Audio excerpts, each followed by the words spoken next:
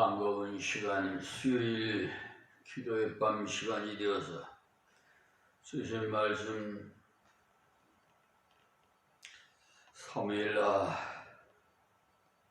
18장 8절 말씀부터 강의 설교로 여러분에게 말씀을 증거해 드리겠습니다. 사도 사무엘하 18장 8절입니다. 그 땅에서 사면으로 표져 싸웠으므로 그날의 숲에서 죽은 자가 칼에 죽은 자보다 많았더라. 아멘. 그러니까 다윗의 신복들은 그 거친 지행을 이용해 가지고 지혜롭게 암살롬의 군인들을 그 숲 속에서 분산시켜서 추격에 들어감으로써 그 당시로서는 상당한 숫자인 그러니까 2만 명이라는 그런 사람들이 죽었던 것입니다. 그러니까 이것은 분명한 하나님의 능력과 간섭이지 절대로 사람의 그 지혜로나 칼로서 이긴 것이 아니라는 것입니다. 하나님께서 이와 같이 하나님을 믿고 역사해 나가는 자에게는 승리케 하십니다. 분명히 이때도 가만히 앉아서 승리한 것이 아니고 하나님을 의지하고 나가서 역사할 때 그 역사를 통해서 하나님께서 원수들의 마음속에 그 두려워하는 마음을 넣어가지고 그들을 무서워서 도망감으로써 실패하게 되고 도망가다가 결국은 망하게 된 것입니다. 그런데 암살롬은 자기를 높이는 그의 그 본성으로서 새 왕임을 드러내어 거창하게 노새를 타고 의시되다가 그렇게 자랑하면서 나갔을 거예요. 9절 말씀입니다. 암살롬이 다윗의 신복과 마주치니라. 암살롬이 노새를 탔는데 그 노새가 큰 상수리나무 번성한 가지 아래로 지날 때 암살롬의 머리털이 그 상수리나무에 걸림에 저가 공중에 달리고 그 탔던 노새는 그 아래로 빠져나간지라. 아멘. 이 비천한종은 주로 주일 낮 설교 외에는 강해 설교를 하기 때문에 한 절 한 절 빠뜨리지 않고 말씀을 풀어서 여러분들이 이해하기가 쉬우면 은혜가 되겠죠? 그래서 계속해서 시청을 해야 이 맥락을 알 수가 있어요.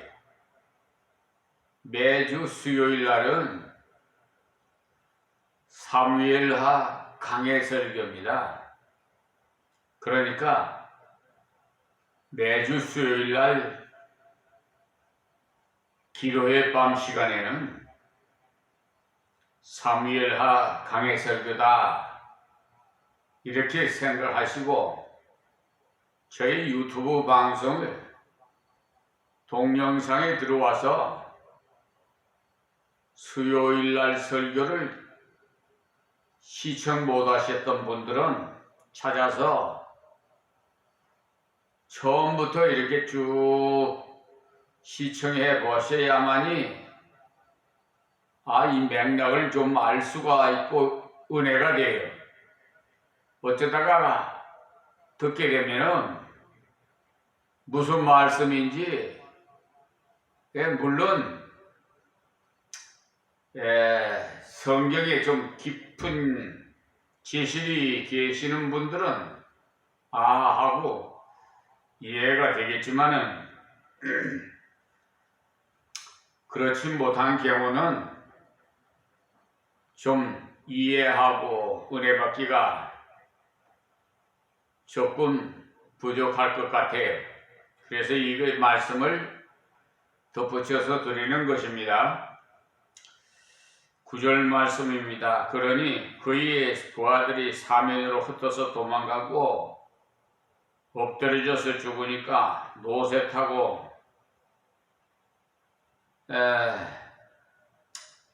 그러니까 이때 암살롬이 그 다윗의 신복과 마주치게 되었다 이 말씀인데, 암살롬은 말하면은 제법 능력도 있고 능력도 용기도 있는 사람인데도 불구하고 그는 다윗의 부하와 마주치자꾸만 도망가기에 바빴다고 했어요. 우리가 앞에서 배운 대로 암살롬은 인물이 잘생겼다고 했어요. 그의 아름다움의 가장 매력인 포인트가 어디에 있느냐 하면 바로 긴 머리털이라고 했는데 14장 26절에 기록된 대로 연말마다 깎을 때 머리털을 달아본 즉 왕의 그 저울로 200세겔이었다고 했는데요. 한 세겔이 14g인데 200세겔이면은 상당한 무게인 거죠? 예. 그만큼 머리털도 많았고 체격도 굉장히 크고 우람했던 모양이. 그러니 아주 멋있는 장발이 노새를 타고 달려가니까 바람결에 출렁거리고 휘날리는데 여러분 한번 상상을 하세요.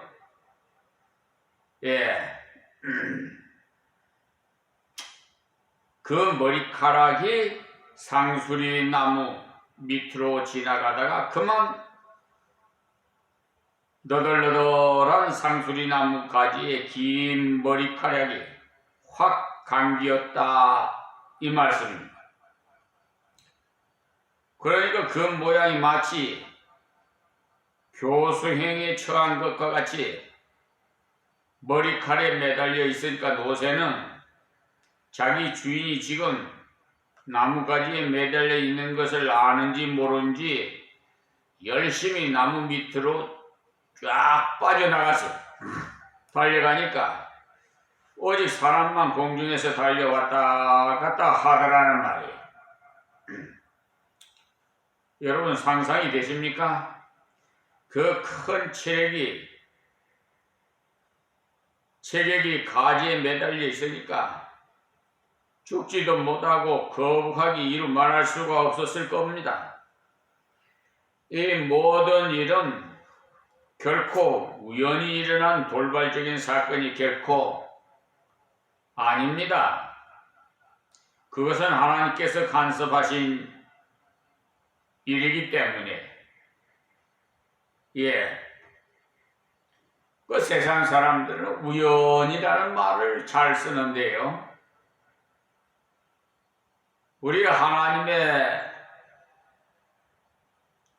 법칙에는요 우연이라는 일이 전혀 없습니다. 그런데 현혹당하지 마세요. 무슨 병을 고쳤다 하면은 우연히 그냥 어떻게 나았겠지. 그렇게 그 우연으로 생각을 하는데 거기에 속지 마시기 바랍니다.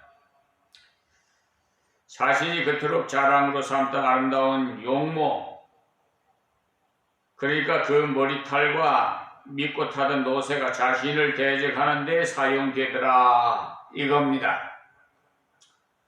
그러니까 여러분은 무엇을 믿고 무엇을 자랑하십니까? 그것이 여러분의 올무가 될 수가 있어요.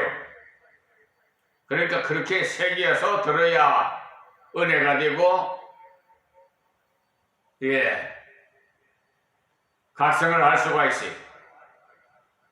그러니까 자기의 자랑거리가 자기의 생명을 앗아가는 것이 되더라 이 말씀입니다.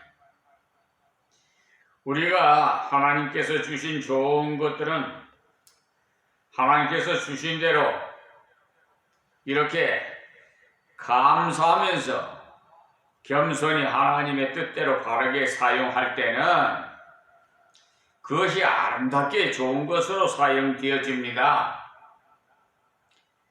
우리가 인물이 잘생긴 것이 절대 잘못은 아닙니다. 그 아름다운 인물을 가지고 사람들 앞에서 겸손하다면 참으로 우리에게 좋은 인상을 주게 됩니다. 이런 분들이 교회 안내를 맡아서 겸손히 일을 잘 하시면 참으로 교회의 인상도 좋고요. 교회를 찾는 분들이 기분이 좋습니다. 우리 사람들은 상대성이 첫 인상에 참 뭐가 좌우된다고까지 볼 수가 있어요. 첫 인상이 나쁘면 계속 그분이 아무리 좋은 일을 해도 다른 사람은 좋게 봐도 첫인상을 잘못 본 사람은 그 사람은 그 흔적이 그 마음속에서 지워지지를 않아요. 그러니까 될 수 있으면 여러분 우리가 커뮤니케이션으로 대화하고 서로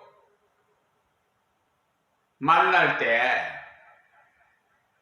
특히 우리 자제분들 결혼식 할 때 하기 전에 상견례라고 하죠. 그 아마 처음 만나보는 인사할 거예요. 또 어디에 이제 젊은 청년들이 직장에 뭐 취직하려고 면접 시험 볼 때 있죠. 참 중요해요. 또 교회에 나와서도 역시 마찬가지입니다.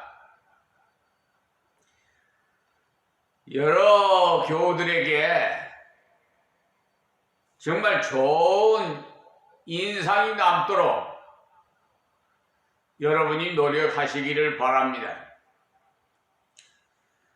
스스로 되는 것이 아니에요.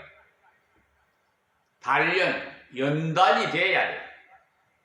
그러니까 이 마음속에서 벌써 기쁨과 선한 마음이 풍겨야만이 겉으로도 나타나요. 속에는 그냥 검정이 가득 차 있는데 밖에 아무리 가꾼다 해가지고 그것을 감출 수 없어요. 드러나게 돼 있어요. 자기는 뭐 외모를 가꾼다고 하지만은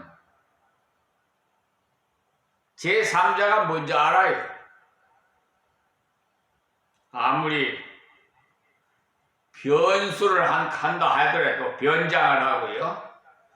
한다 하더라도 첫째 우리 마음이 선해야 해요.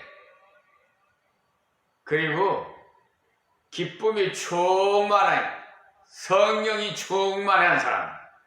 여러분 그런 사람 옆에서 앉아서 예배 드려봐요. 훨씬 은혜 될 거예요. 여러분 예배 드릴 때 꼭 이상하게 그 자리에서 예배 드리게 되지요. 저는 제 체험이 그렇더라고. 저도 평신도 신앙생활을 해봤기 때문에 다 훈련을 하나님 시켰어요. 모세를 훈련시키듯이 40년 동안을 세상적으로 다 살면서 신앙생활을 하게끔 해서 다 첫 신앙생활 할 때 어떻더라? 저는 코를 골고 잘 썼어요. 우리 생목께서 교회 팀하시는 교회에 부흥회를 한다고 가자고 해서 어머님 따라서 가. 예, 그때는 저희 아내도 같이 갔는데 코를 고니까 그냥 꼬집더라고요.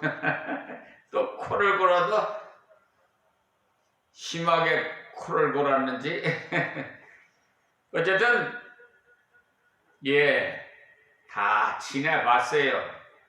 그래서 저는 이런 사람 저런 사람 심정 다 이해합니다. 예. 자, 그래서 이렇게 이왕이면은 좋은 인상을 받으시기를 노력하시기 바랍니다. 교회를 찾는 분들이 기분이 좋아요. 반대로 인물이 좋은 사람이 교만하면은 그것 또한 세상 말로 꼴별경이라 그러지요. 여기에 암살롬은요, 인물과 체격이 준수하고 아름다웠으나 이것으로 교만하고 자랑하니까 결국에는 그 모든 자랑거리로 인해서 패망하게 되었습니다. 그럴 줄 알았겠어요? 자기가 상수리나무 가지에 머리털이 감겨서 그거 휘날리는 나귀를 타고 가려면 그냥 휘날리는 그 머리털 짱발죠. 그게 그냥 상수리나무에 착 감기는 것을 그래가지고 인생 종말이 올 줄 누가 알았겠어요? 저나 여러분이나 한치 앞을 몰라요.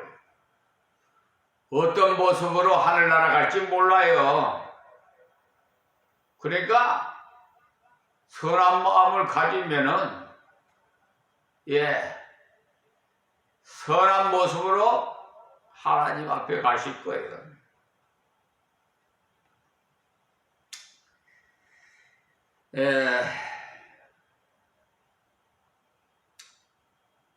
하나님께서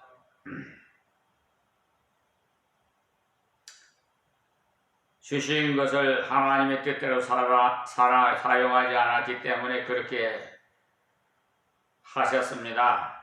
10절을 보시면 이렇게 비참한 몰골로서 암살롬이 나무가지에 매달려 덜렁덜렁하고 있을 때 10절 말씀입니다. 한 사람이 보고 요압에게 고하여 가로되 내가 보니 암살롬이 상수리 나무에 달렸더이다. 아멘. 여기 이 사람은요, 다윗의 부탁대로 신실하게 이행할 것을 볼 수가 있는데, 그는 반란의 무리에 괴수를 죽인 공로로 상 받기를 꾀했다면은 당장에 죽였을 것입니다. 그러나 다윗이 부하들한테 그렇게 말했지요. 혹시나 암살놈이 보고들랑 생명만은 좀 살려달라고 부탁을 했어요. 세상에 자식은 아버지를 죽이고 그 왕의 자리에 탈취하려고 그런 나쁜 자식인데도 아버지인 다윗은 자식을 사랑해서 참 감격스럽죠. 여러분 자식들을 길러보면 알잖아요. 아무리 나쁜 짓을 해도 내 속에서 난 자식이다. 남은 손가락질을 하고 비평하고 못마땅하게 생각해도 내가 낳은 자식은 그렇지 않아요. 부모님의 마음은요, 이 10손가락을 다 깨물어도 안 아픈 손이 없어요. 심지어 실질적으로 이 동네에 자식이 술주정에 배이가 돼가지고 어머니를 구타했어요. 갈비뼈가 부러질 정도로. 그럼 어떻게 되겠죠? 친족 상해죄로 폭행, 잡혀가서 감옥에 들어가야 돼요. 그런데 자식을 용서해달라고 간청을 하는 그런 부모님들입니다. 그래서 다윗도 암살놈을 보고들라 절대로 생명은 건드리지 말아라 했어요. 그런데 참 유감스럽게도 자, 말씀을 봅시다. 계속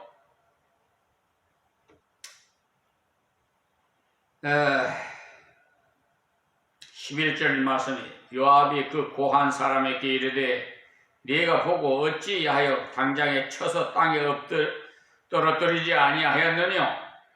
내가 네게 은 10개와 띠 하나를 주었으리라. 그러니까 여기서 은 10개는요 상금으로 준다는 말로서 은 1개가 한 세겔인 14g입니다. 그러니까 은 10개라고 할 때는 요사이 돈으로 환산하면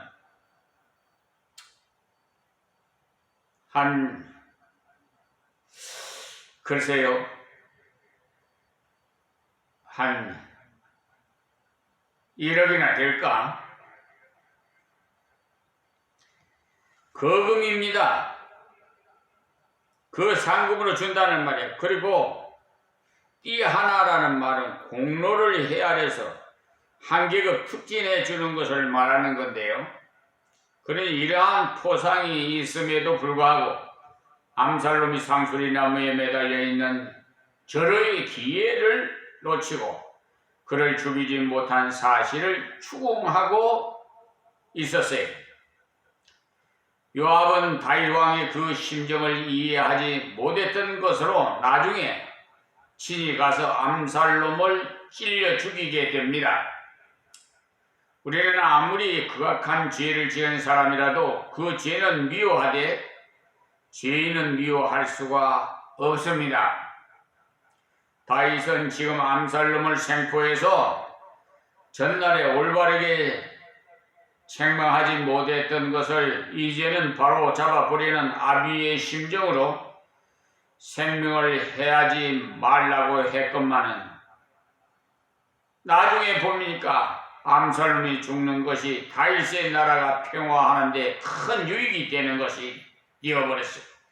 만약에 암살놈이 살아남게 된다면 그와 같이 다윗을 모반한 무리들이 투항해 오는데 대단히 어려운 장애 요인이 되는 것으로 결국은 이것은 하나님의 섭리에 속한 일인 것이에요. 그래서 다음을 보면 다윗의 심정을 헤아리지 못한 요압은 당장 암살롬을 죽이려고 쫓아갑니다. 12절에요.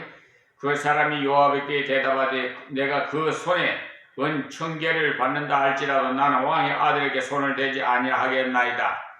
우리가 들었거니와 왕이 당신과 아비새와 이때에게 명하여 이르시기를 삼가 누구든지 소년 암살롬을 해하지 말라 하셨나이다. 아멘.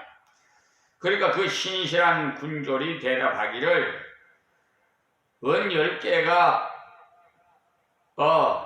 1억 원이 상당한다 한들 은 1000개라면 그러니까 돈 1억을 준다 해도 이 임금이 싫어한 일을 하지 않겠다는 거예요.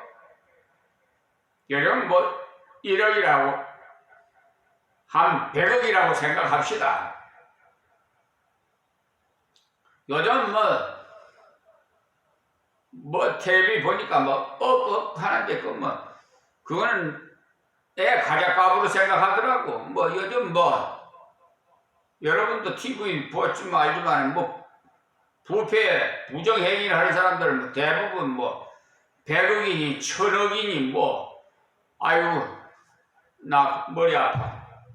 그런 거 들을 때 아주 내 가슴이 아유 마음이 상해서 그냥 텔레비를 꺼버려. 나는 돈이 무엇이기에 사람을 죽여요. 돈을 무엇이기에. 요즘요 묻지마 범죄가 그냥 판을 쳐요. 그 사람들은 돈이 문제가 아니라 그건 정신병자죠. 완전히 이 나라에 병자들이 너무 많아요. 그 병자들, 이 정신병자들이요 머리가 대단히 좋습니다. 마약이 판을 치서가지고 멀쩡하게 술 먹은 사람보다 더 정신을 잃고 하여튼간에 제정신을 못 차려요. 요즘 아마 혼자 어디 방거리 어디 다니기나 하겠어요. 마음대로 낮에나 밤이나. 이런 세상이 왜 됐을까요? 여러분 한번 생각해 보세요. 저는 주님이 오실 날에 가까워옴을 저는 느끼고 있습니다. 또 저 역시 주님 앞에 갈 날이 가까움을 저 생각하고 있어요. 자, 그래서 우리가 선한 일을 하는데도 하나님의 뜻대로 주인의 뜻대로 선한 일을 행해야만이 가치가 있습니다. 그러나 요압으로 암살롬을 죽이는 것이 선한 일이라고 생각했기 때문에 임금의 명령을 어기고 암살롬을 죽였어요. 요압은 평생에 다윗을 괴롭혔던 겁니다. 일면으로는 다윗을 도와주면서도 다른 한편으로는 다윗의 뜻을 어기면서 임금의 심장을 괴롭혔던 것이에요. 여러분, 이 유튜브 방송을 시청하시는 목회자님 여러분, 특히 리더자 여러분들이 좀 귀담아 들어주시기 바랍니다. 가장 가까운 사람이 결국은 나를 올가미에 씌워서 괴롭힌다는 사실을 항상 잊지 마시기 바랍니다. 그러니까 절대로 하나님만 바라보시지 좀 나한테 아부를 하고 잘한다 해가지고 그분에게 조금이라도 마음 뺏기지 마세요. 저는 여러분에게 간곡히 부탁을 드립니다. 분명히 제가 이 말씀드리는 것이 여러분들이 당한 후에는 깨우치면 뭐합니까?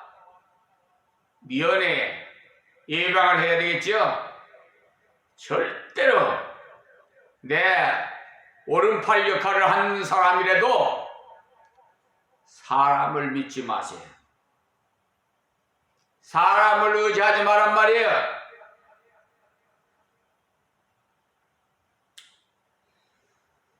나중에 이 요압은 다윗의 아들 솔로몬에 대해서 이르러 결국은 처형을 당하는 그런 자리에 빠진 사실을 볼 수가 있어요. 그러니까 왕의 명령을 위반한 사람은요, 결국은 그 사람도 결과는 좋지 않다, 이것을 아시라 이 말이에요. 그러니까 남의 눈에 세상적인 말로 이제 남의 눈에 눈물 흘러나게 하면은 내 눈물에는 피눈물 나게 해요. 이것을 보면은 요압은 분명히 그 주인 왕의 명령을 어겼던 것이 확실하지요. 지금도 하나님의 교회 안에서도 하나님 말씀을 가르치는 사람이 가르쳐 주는 대로 하지 않고 자기 생각대로 판단해서 자기대로 공을 세우려고 행하는 것은 결코 칭찬받을 수 없는 일입니다. 사람이 인정하는 것, 인정받으려고 하지 마시고 하나님께 인정받으려고 하세요. 하나님 앞에서도 마찬가지예요. 자기 생각으로 좋게 보이는 것이 바로 하나님이 좋아할 것이라고 생각해가지고 하나님의 뜻을 순수히 순종하기보다는 자기 생각을 정당화시켜 그것을 하나님의 뜻으로 여기면서 나간다면, 나는 하나님의 뜻대로 한다는 식은 외식이, 제약이, 여기에 관련되는 대표적인 인물이 바로 사울 왕이에요. 하나님께서 사울에게 아멜렉의 양이나 소나 다 진멸하라고 분명히 명하셨지. 그런데도 불구하고 사울은 그것들로 하나님께 기뻐하시는 제사를 드린다고 그런 명목으로 남겨두라고 변명을 했는데, 사무엘 선지자가 뭐라 그랬어요? 여호와께서 번제와 다른 제사를 그 목소리 순종하는 것을 좋아하신 같이 좋아하시겠나이까? 순종이 제사보다 낫고 듣는 것이 수양의 기름보다 나으니라고 사무엘상 15장 22절에 말씀했죠. 그러니까 하나님 말씀 절대 순종이에요. 네? 왜 순종 안 하고 자꾸 자기 뜻대로 자기가 하나님의 짓을 하는지 모르겠어.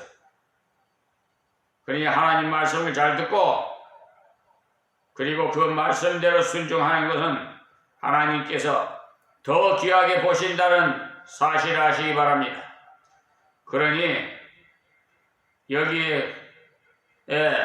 여기 군병은 상관으로부터 저액의 상금을 받지 않더라도 임금의 뜻을 어기지 않겠다는 분명히 말을 했어요. 다음